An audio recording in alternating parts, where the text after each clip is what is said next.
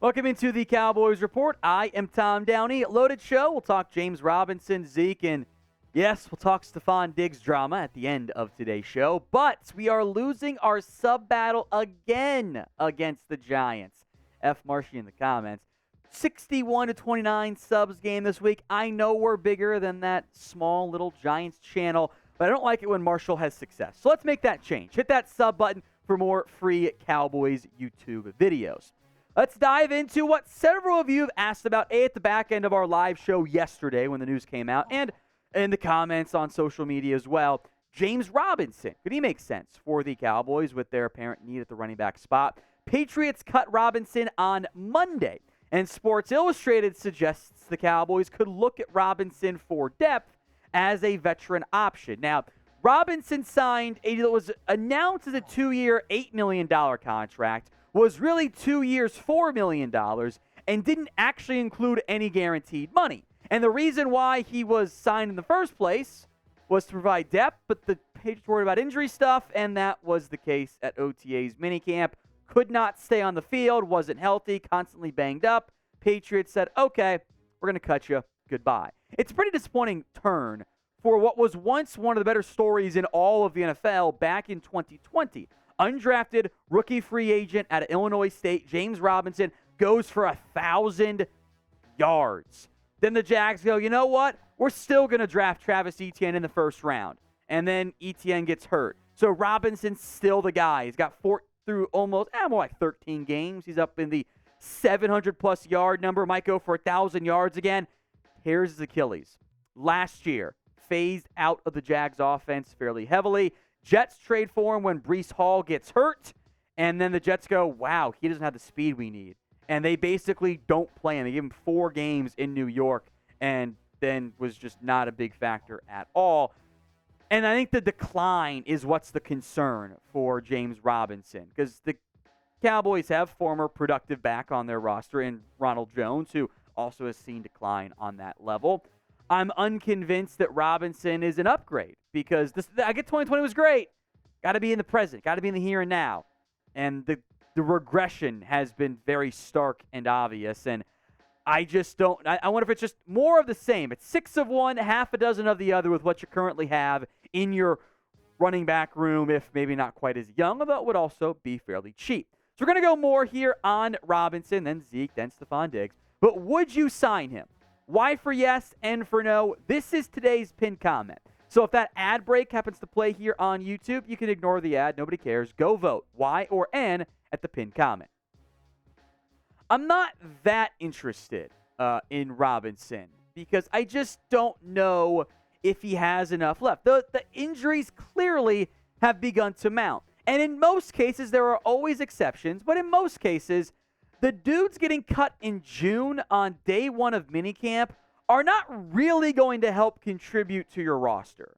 Now, you might want another body. Okay. I just don't know if he's really different at this stage in his career, as short and brief as it has been, compared to, Ronald Jones, Malik Davis, Rico Dowdle, even my guy Deuce Vaughn. So I kind of want to see what the young guys can do. Now, I'm not going to be mad if they sign Robinson to a 1-year deal with no guarantee money. That's fine. There's never been a bad, cheap 1-year, no guarantee money signing. That is always okay, because worst case, what the Patriots did, you say, okay, he's bad, bye. That is a no-risk gamble. But you only have 2 roster spots open right now. One of them is going to go to a kicker. I kind of want to see what my young guys at the position can do before I pivot to a veteran like a James Robinson or an Ezekiel Elliott, who we'll get to in a moment. But you guys can bet on a bunch of different sporting events these days with BetUS. You can bet a bunch of prop bets for the Dallas Cowboys as well. Promo code Cowboys125 at chatsports.com/bet. That's BetUS's site. Gets you a 125% deposit bonus when you put down at least $100. You can bet on the over-under for the win total this year for the Cowboys, only at 9.5. Yeah, that's just 10 wins. I think they'll get there. Minus 165 on that front. I love the over bet there. You can bet on Dalvin Cook's next team odds. The Dolphins are minus 300. Jets at plus 2. There, your Cowboys, plus 1,000. a dark horse long shot to land Dalvin Cook. You can bet on that. You can bet on the NHL. You can bet on golf. You can bet on baseball. Anything you can do or want to bet on, you can. Chatsports.com/bet. Promo code Cowboys125. $100 down minimum. Get you the 125% deposit bonus. Let's talk Zeke then, as Brian Baldinger, thinks that Zeke could return to the Cowboys this offseason. A lot of what Baldinger said, I like. Not everything I agree with, but I thought there was some good and accurate insights that maybe you don't always see from some in national media. Look, Jerry's left the door open. I know. But Zeke, allegedly, per the Fort Worth Star-Telegram, and I know that Clarence Hill sorts come from within the Zeke camp there, he plans to play elsewhere. But here's what Baldinger had to say. I think it's a strong rumor. I believe there's a leg to this rumor, and here's why. Tony Pollard's making north of $10 million. So is Zeke. They can't pay two guys at that position. Now, there's more from Baldinger to come. He was kind of a little bit rambly, as he tends, but his film studies are great there. It's still more in the speculation category than like the outright rumor buzz category. Jerry's left the door open, I know, but that doesn't mean the Cowboys have left the door open. Here's the pitch from Baldy in the end. Could Zeke take a lower pay structure and make it up in incentives? That's an option. The guy ran for 12 touchdowns last year. He's a productive player. He finishes drives. We want him out there on Wednesday in practice after a tough game on Sunday or Monday night. The thing Zeke does best is still be a productive short yardage runner, even though, fun fact, Pollard was actually more efficient in short yardage than Zeke was, which doesn't sound right, but maybe we all got a bit too caught up in the two straight goal line stuff plays from Pollard that Zeke finished off. Maybe that play distorted the numbers in our minds a little bit. More on Zeke still to come, but you guys know how you feel. I don't think there's anything that would sway, anything I could say, anything the Cowboys, anyone in media could say that would sway your opinion, because you know who Zeke is. You know what he's at this stage. Do you want him back? S for sign or P for pass? I still lean towards the pass, by the way. Now, look, I don't think Zeke's market's been very good, but Baldy agrees. I want to see what my young guys can do. If it's not a great start in training camp, I'm down to revisit, but I'm not paying him big money. I'm paying him $1 or $2 million because I get Zeke's done great things. He's a replacement level back right now. That's what he is. Although, probably taking over James Robinson. Not sure that's saying too much right now. Here's what else Baldy had to say. Zeke has to realize what's in front of him. If he wants to keep playing, he's not going to make $12 million. It's not going to happen. At a lower cost and maybe incentive-laden, he could become a Cowboy. It wouldn't surprise me to see him do it because we don't know what Tony Pollard has never touched the ball two times in a year ever. Memphis, Dallas, ever. That's what they're going to ask him to do this year. Incentive-laden, unlikely to be earned, sure. I do think Baldy meant carries here, by the way, and not touches because Tony Pollard had 232 touches last year. That includes catches. It's the same, touching the football, right? Now, carries-wise, yes.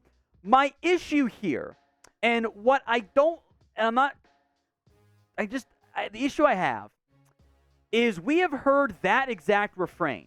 You can't give Tony Pollard more touches. You just can't do it. He can't handle the workload. And yet, every single year that Tony Pollard has played football, from his 3 years actually playing at Memphis, I guess 4 years, we're going to go to the redshirt year back in 2015, his touches have gone up every single season. Every year it said, Tony Pollard can't handle more workload. Tony Pollard's efficiency is going to drop off significantly. He's going to become average. He averaged 5.2 yards per carry on a nearly 200 carry workload. And he could have had more, but he got to 1,000 and the game didn't matter. I said, okay, cool, you're done there. We have a sample size of 8 consecutive seasons dating back to college of Tony Pollard getting more touches, and not seeing an actual statistically significant drop-off in terms of like, hey, he went from like the most efficient to like he's still top 5, top 10, 5.5 to 5.2. He continues to be, every time he gets more touches, a great running back. I don't buy this. You have to have a high-paid back behind him. Depth insurance? Yes, always have that. But Pollard keeps getting more work, and the numbers don't dip. I think that's important. Now, when it comes to a running back, if you want to sign any, maybe you're a fan of Deuce Vaughn. I know I am. If you want to sign a back, who is it? Go ahead and vote with that player name in the comments. As promised, before we go, here we go again. I almost just reposted last year's Stefon Diggs video.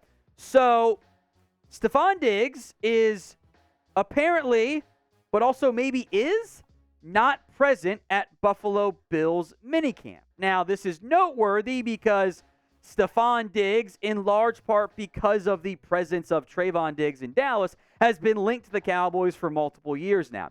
What's wild to me is, A, doesn't make sense for the Bills, doesn't make sense for Stefon. There's clearly something going on. So, big note here, to get this out of the way early. The Bills trade away Stefon Diggs. They eat $45.5 million in dead money. It's not going to happen. Adam Schefter, meanwhile, spoke with Diggs' agent, who said his client's in Buffalo, has been in Buffalo since yesterday morning, took his physical, met with the head coach and GM the past 2 days, and he will be there for the entirety of the minicamp, despite the head coach saying today Stefon Diggs is not present, and he's very concerned about it. Maybe there's the thin line of Diggs is holding in, but there's also this part. Why? Stefon Diggs signed a massive contract extension last offseason. It hasn't even kicked in, and hence the massive dead money. The Bills already restructured it. It's super weird. Something's up with Diggs in Buffalo. Maybe he's mad at Josh Allen. Maybe he's mad at the team. I don't know what it is. He's still mad about the way the playoffs ended last year. I'm not entirely sure. I doubt a trade happens because of the financial disincentive to make it happen.